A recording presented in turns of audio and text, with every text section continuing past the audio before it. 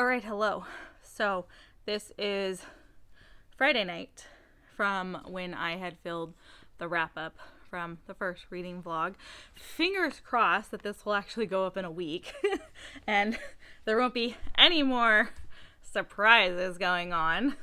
But I'm still in the middle of Seven Forges, as you guys know. But I want to get these unwrapped. I really do. There are 3 rows of it. And I'm over it at this point. So there are some in my room that are unwrapped that came from my summer TBR. If I get to them, I get to them. If I don't, I don't. But I kind of want to pick something else and see if that will also... My family's irritating me right now. I'm sorry, guys. They keep chatting and I can't turn it off.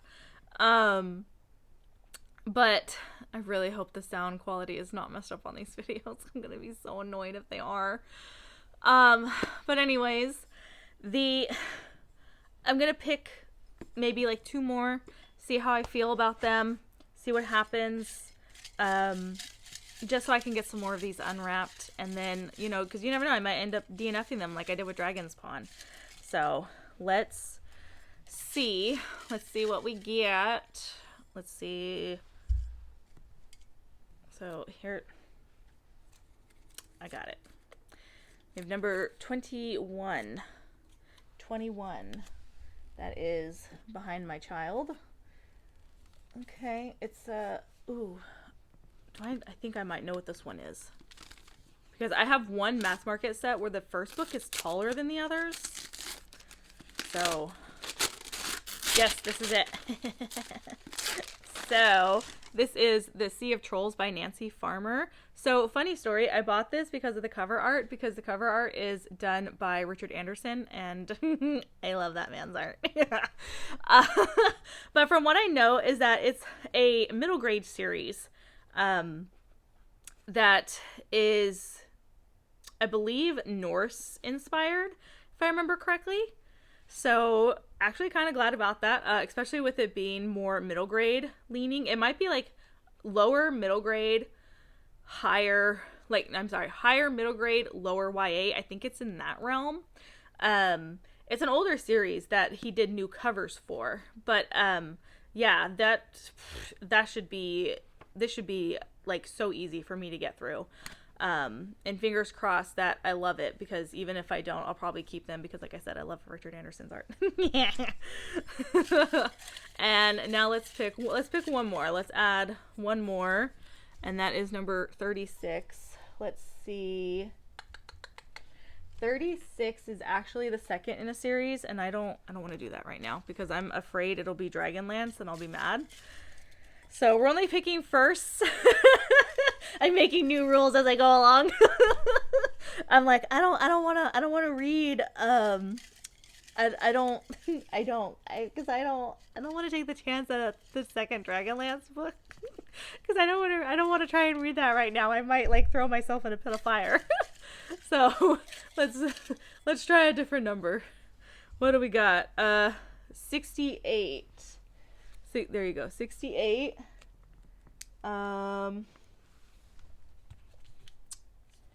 68. Oh, I think this is a Patricia. Excuse me, I dropped a bunch of books. Just shh. Everything's okay. Hold on. What did I do? Gotta hold on to those numbers for the spreadsheet. So, I'm pretty certain this is a Patricia. Because only my Patricia hardcovers are over here. It's a Patricia. It's a Patricia. A Patricia. It's the Alphabet of Thorn. So this'll... God, I love this woman's writing. I love her stories. There has yet to be a story I do not like from her. I think like the lowest rating I gave one of her stories was like 3 stars, and that's just because it felt incomplete. Like, so yeah, like everything that I've read by her so far, I am so in love with. So yes, another Patricia. I think there's still like 2 other Patricias that are currently in my room that need to be read. You know, just taking my time getting to them. You know, if life would stop lifing, I could probably get through some of them a little bit quicker, but life keeps lifing. Should we try one more? Should we try to go for one more? See what happens? Let's just see. Let's just see what it gives. If it gives a sequel, we'll put it back and we won't open it, and we'll move on. 56. Let's see. What is 56? That's a sequel. We're putting that back in there. I told you guys, I'm not trying to do sequels right now because I don't want to take the chance that it's going to be the next Dragonlance book because I did not like the first one. I didn't think I had already put sequels in here. I thought I left the sequels off because I wanted to go through all the firsts and standalones, but I guess I did not. So we'll just go with these two for now. We'll see what happens. But yeah, kind of a long-ish opening for this next reading vlog. So we shall see what happens next time. So yeah, when I have an update for you guys, I will do that. Alright, so it is time to do an update for this vlog. I haven't had the chance to update most of the week. So today is Thursday, so I'm trying to hopefully be able to get another update in tomorrow because I want the video to go up on Saturday. So fingers crossed that works out. Fingers crossed. But so originally I was going to have a video go up last weekend, but my daughter got injured during cheer and it threw everything off. It's just been a very chaotic beginning of November, and it's still continuing to be chaotic. So to start with, one of the books that I had started with back at the beginning of the month was Dragon's Pawn by Carol L. Dennis, and I actually ended up DNFing this one about 40 pages into it because of misogyny, and it's like, it's stupid misogyny. Like, that's what made it more frustrating, and the fact that it's written by a woman. But it's like, it was misogyny where it was like, this making beds is like a woman's job. What do you mean making the bed is a woman's job? What do you mean? So it was things like that where I was just like, absolutely no, I'm not doing this. And then the main character kept finding female versions of animals to be erotic. Like, I figured out where this was going with this particular female animal he kept running into, but still, that's an animal. And also, all these animals had feminine giggles. It's an animal. What do you mean it has a feminine giggle? It's an animal. Like, do you hear yourself? So it just got a little weird. There was one element though that was really cool that in the right hands with the right author could have been so cool. And that was, he had this golden bracelet that looked like a dragon, but the bracelet wasn't gold yet. It was like a silver or a pewter or something like that. And as he did good deeds, the scales would turn gold to release this dragon. The problem was these good deeds that he was apparently doing. It was like, he got, like, the scales turned gold because he made the bed. That's not a good deed. That's a normal everyday chore that anybody can do.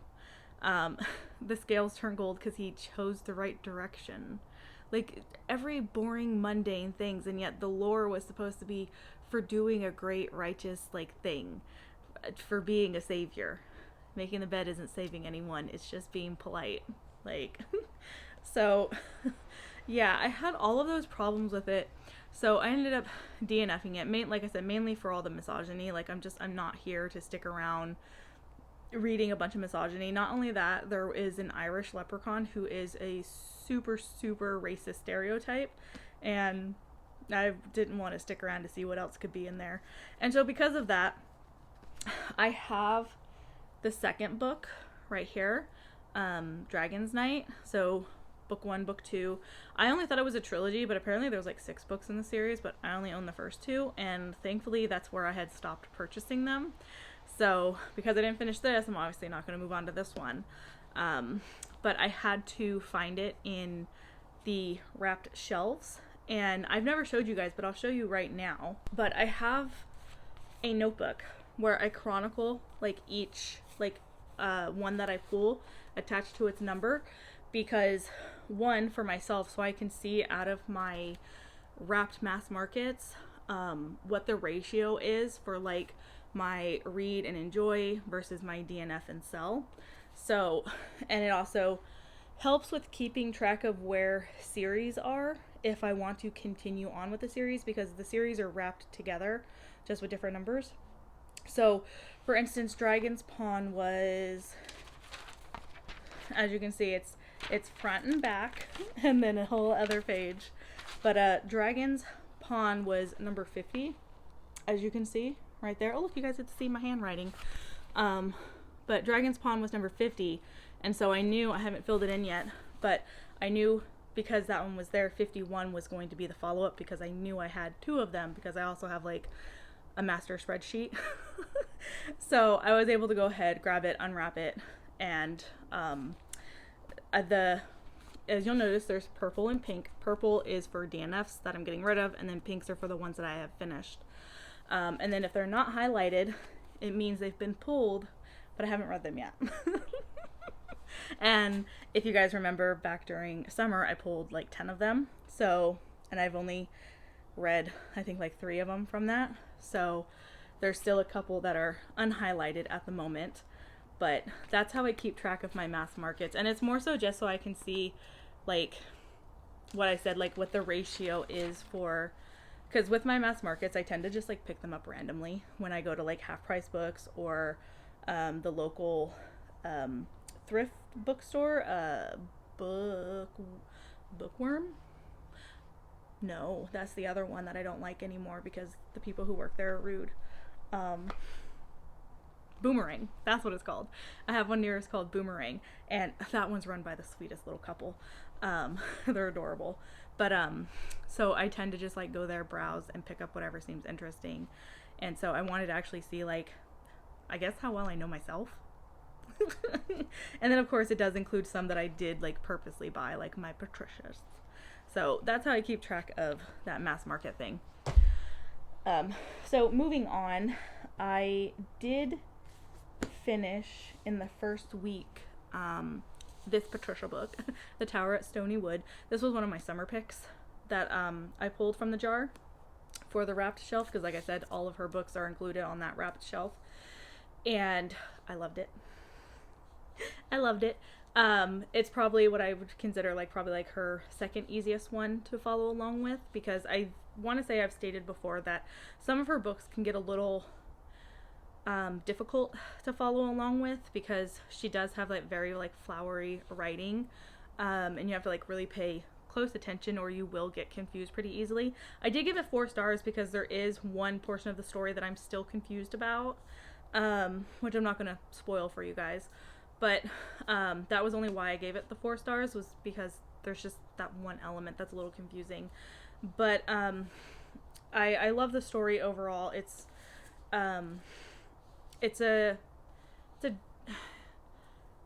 kind of like a journey story, but not so much, because part of the story is watching this character journey from one tower to another tower to another tower. But then you get to see how all of these towers are intertwined into each other, and how everything starts to talk to one another, like story-wise. And there's like a little romantic subplot, and I love the subplot. Also,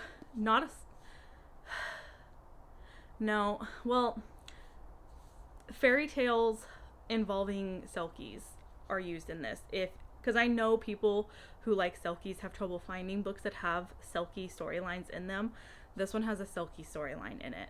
So that's as far as I'm going to go with that, because I don't want it to be too spoilery, but there is like a Selkie storyline, and it is absolutely gorgeous. And I love the way that Patricia tackles heavier content, like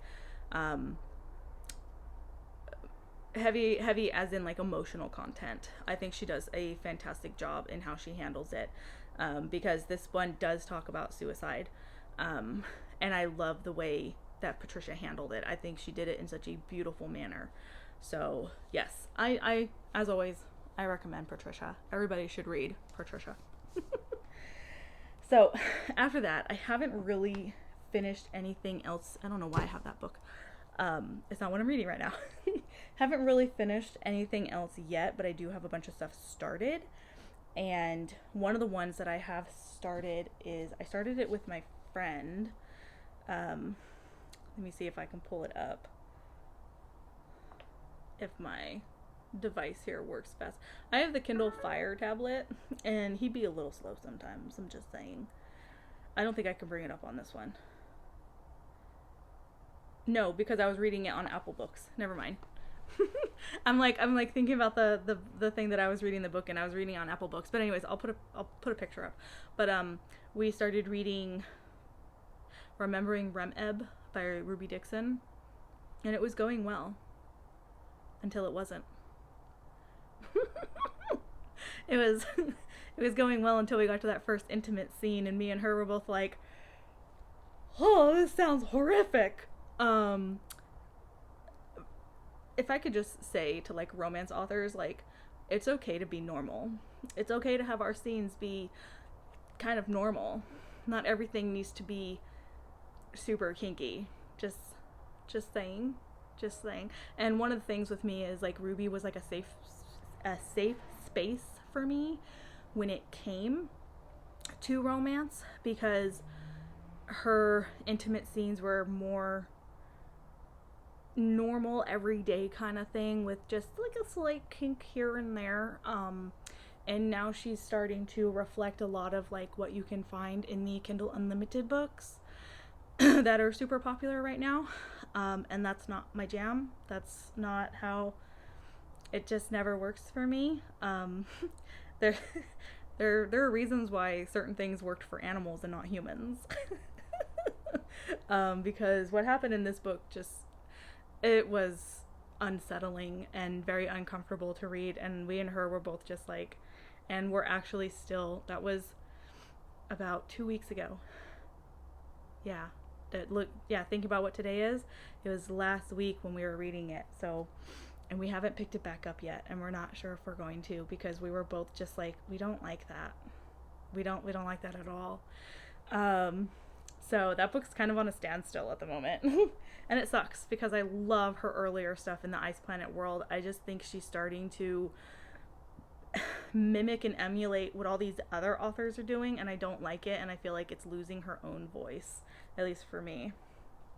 So I have also started Seven Forges by James A. Moore. I love this. It feels like early to like mid 2000s, like from like 2000 to like 2012ish fantasy. And I think if I remember correctly, this was written in 2013.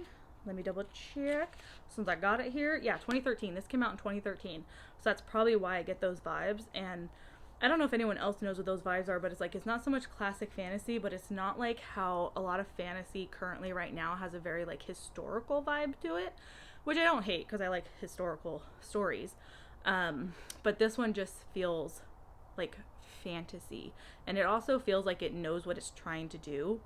I like the characters right now. So far we have met about 3 main characters, a couple side characters, but I like the direction it's going. We're already getting some like hints and picks, like hints into, you know, like the magic that exists in this world. There are gods involved, which, you know, I love a good story that has like gods and everything.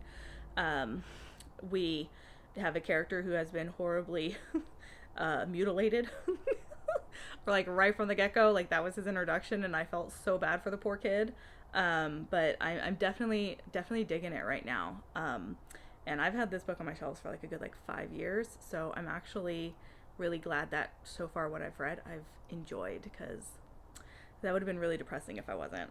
So I'm 104 pages into it, so up to chapter 6. But yes, and this guy on the cover, he does appear in the book. I'm just letting you guys know that right now. The way he's described matches the description of one of the guys in the book, and I love that guy so far. Um, I have also started Sea of Trolls. The clip before this should have shown me pulling it from the wrapped shelf, and it is middle grade, because I believe in the thing I had stated, I wasn't sure if it was middle grade or like young YA, but it's middle grade. And so far I'm enjoying it. It's very Norse inspired, but like with some kind of like crossover like into like with because it talks about like religion and everything every now and then, but it's not like preaching religion at you. It's just like religion as a part of this world, because like the main character, his father, he wanted to be a monk, so he's like very Christian, and then his mother has more like pagan kind of like lifestyle to her, because like she can speak to the bees and she knows some magic, and she listens to the bard, who is very pagan coded. So it kind of like talks about the both of them, but it makes it come up naturally within the story. And one of the things I like with main character Jack is there was a scene, I just want to tell you guys about it because I really thought the scene was pretty, and what the kid said. A character ends up dying, not like a major one, so that's not like a spoiler or anything, but like a side person dealing with a bunch of stuff they're going on ends up dying, and a monk who's near does like a Christian like send-off thing, like I don't know what it is. I'm not Christian, but like does like a Christian send off for them, and he ends up doing like a more pagan. Jack does. He says like a little like pagan send off kind of thing, and then he was like, my dad would probably find it blasphemous for me to say this alongside a Christian send off or whatever, but I feel like it should just be better for two gods to be listened to in case one doesn't hear. And I was like, that's super cute. And that's like kind of like how it's handled throughout the book. Like he like crosses over between the two and like recognizes the differences. But like I said, it's never done in like a preachy way. It's just like part of the story, and it exists within this world because you have these Norse people and then you have the Christianity, and those things were like at the same time when you think about history. So I like the way that she like brought it into her story without it being preachy. But also, so like we get like trolls, Jotuns, the story of Grendel has come up. Ivar the Boneless has been mentioned. So it's definitely hitting some like actual well-known historical facts about either mythological creatures or stories from legend, and then like human people that we do know of and everything. So that's pretty cool. Jack is training to be a bard. I don't know if I've ever shared this on the channel, but I despise bards. I hate them. And I think it's because I don't like what they have become today, thanks to like things like D&D and everything. Bards seem more as like a joke character to me, and I just don't like that. This is the way bards are done in this is that they are actually going around telling their stories, passing stories along to everybody, and doing like what I always thought a bard was just someone who is there to spread the tales, and not so much just be something to like poke fun at. So I do appreciate how the bard is being done in this. But yeah, I'm 110 pages into it, so that's up to chapter 12. It does go pretty fast. I am audiobooking it, so I at least have that going for me.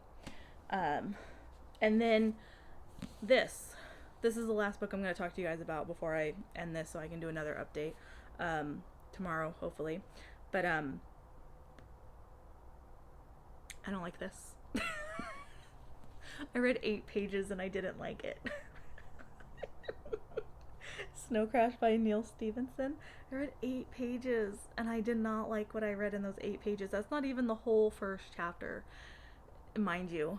And I know I can't judge a book based on that. I mean, technically I can't, especially if like something like super racist was to happen in the first like 8 pages. I think there are valid reasons to judge a book within a couple pages. But for the issues that I have, I know they're not valid. I just don't like I just don't like it. I don't really care for the writing. I don't care for the way, at one point, like when it first starts, like every paragraph starts out exactly like the same almost. It's the deliberator, the deliberator, the deliberator, the deliberator did. As he walked, the deliberator. And I was just like, why is every paragraph starting the same way? What are we doing? And then it turned and started talking about how the mafia owns the pizza delivery business. And I was like, and like they created a school for teaching people how to pizza deliver. And I just immediately like clocked out. I was like, I don't like this setup at all. But I haven't picked it up since. I'm gonna tell you guys that right now. I don't know if I'm going to continue or not, or if I'm just gonna return it to the library and maybe try again some other time, or maybe never ever again.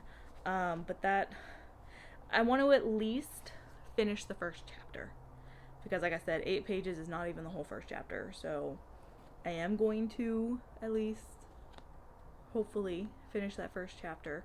I would ideally like to get to 25%, because that is how I like to give books 25% before I completely DNF it, unless something, like I said, like super triggering or super racist or whatever pops up within the first like couple of pages. But I try to give 25%. So we'll see. I don't see that happening. And I don't really have like an urge to pick it up, because I really just did not like the setting. So that's where we're at right now. Hopefully I will be able to get another update up to you guys tomorrow to finish out this video for Saturday. I wish I had gotten more updates during the middle of it, but I knew this first vlog was going to be a little messy. So we shall see. Also, if I could just, do you guys like my Bulbasaur family? And then I needed to take the chance. I don't think anyone actually knows how much I love this little guy. Best Pokemon ever. So in case you guys needed to know who my favorite Pokemon was, it's Bulbasaur. So yes, I guess we'll see what the next update brings. Alright, so hello. This is going to be the final update for this week, and I'm going to keep it kind of short and quick, because I know the middle portion of this got kind of long. So 7 Forges, I'm still in the same place. Page 104, which is chapter 6. Yeah, still in the same place. Didn't get to pick this up yesterday or today, because I was trying to finish Sea of Trolls. I am using the audiobook with this. Also, I dropped it and I bent the corner down here. You guys can't see on screen, but I can. I can see. And if you guys know anything about me, I try very hard to keep my books in like pristine condition, because I take care of my belongings. So it's driving me crazy a little bit. But I have been audiobooking this all day while I have been playing Fallout, since, you know, I've already finished the storyline and everything, so I've just been running around doing random stuff, you know, building a camp settlement and everything. So I've been audiobooking this while I've been doing that, and I made it up to chapter 34. That is 75-ish%. So hopefully I can finish it tomorrow. But I'm not gonna lie, it's definitely like a 3-star book. It's nothing really fantastic. The actual plot didn't really pick up till about 55%, because from the beginning all the way up to 55%, so much of it is traveling, and it's Jack traveling with Olaf. Was that his name? Yeah, Olaf. Traveling with Olaf from having been captured to his back to his home, his village and everything. And it was just, it ate up so much of the story. And after a while I was like, is this story going anywhere? Is there a plot? Like, what are we doing? Like, it's just him being treated like a thrall. That's a slave for anyone who doesn't know.